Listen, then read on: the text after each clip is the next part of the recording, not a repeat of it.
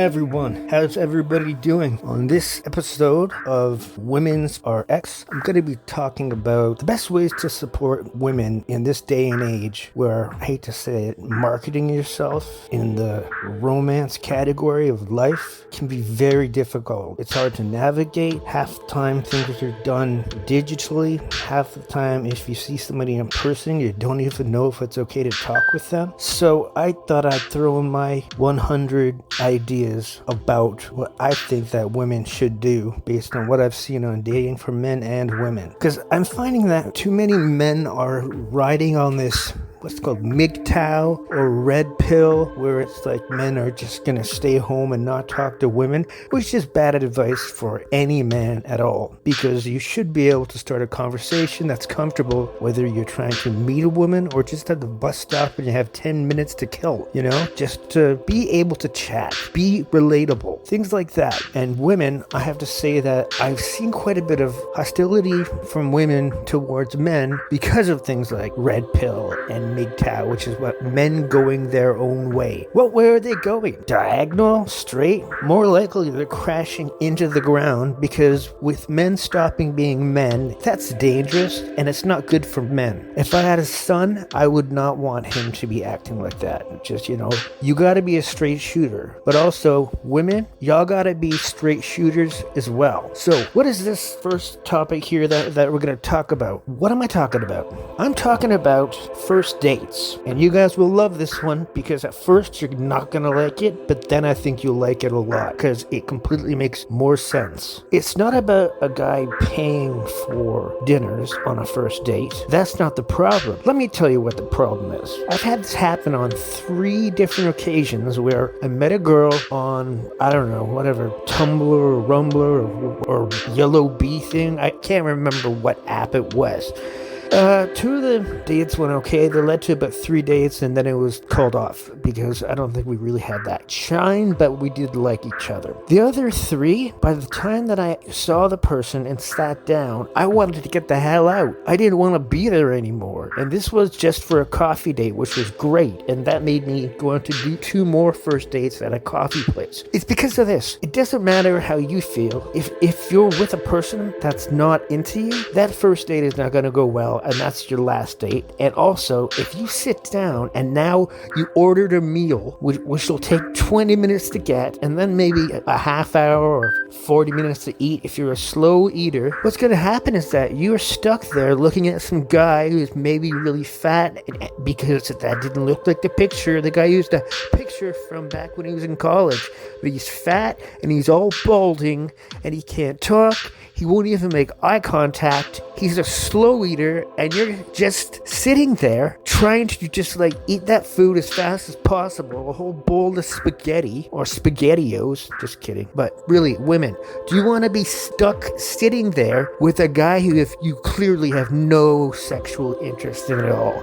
People hate when I say things like that. They say, oh, well, Tyler, all these things are not about sex. I'm like, trust me, one giant thing that is guaranteed to be about sex is a relationship.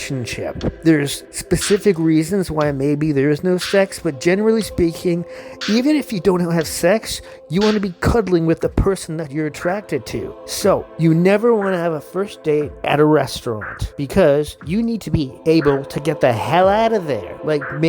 So first you get your coffees, and then you're looking at this person, and picture he's this guy with a thick accent. He's really abrasive, and he spits when he talks, and you have a coffee, and you can be like, oh, I left something in my car. And he's like, okay, whatever.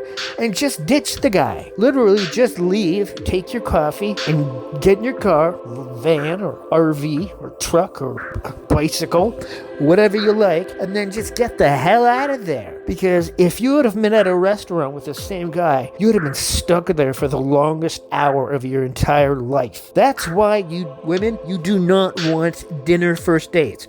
Now, let's say the first coffee date goes well. Well, once you finish your coffees, you can go for a walk. I don't know, stop by a place and look at some local shops.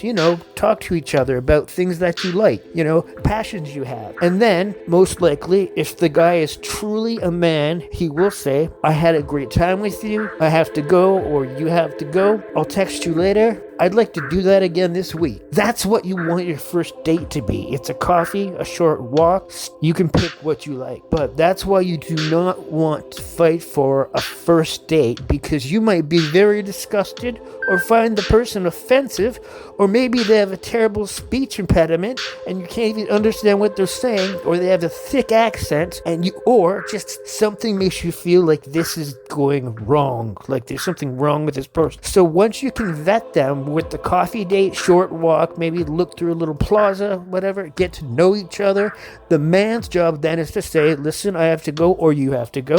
Let's meet up maybe later on this week. I'll send you a text and we can book it. And that would be a masculine move for the man to make, because men want to seem masculine. So that's basically what you want. You do not want to have a sit-down dinner with a person that you've never been before, who you find utterly disgusting or awkward, or you can't even understand what they're saying, or maybe you just feel sick because first dates actually make me quite nervous. But once you just get done a good 1 hour meeting and the guy says, I had a great time, gives you a hug, says, all right, I'll text you later on or the next day, there's no actual timeline, but maybe that night would be cool if he just says, hey, that was nice to meet you, and then you book the next date based on what the man says. Women can also do it too, but I have noticed that as a man, women do prefer when a guy takes the hand and leads it to where it needs to be for the first date you had.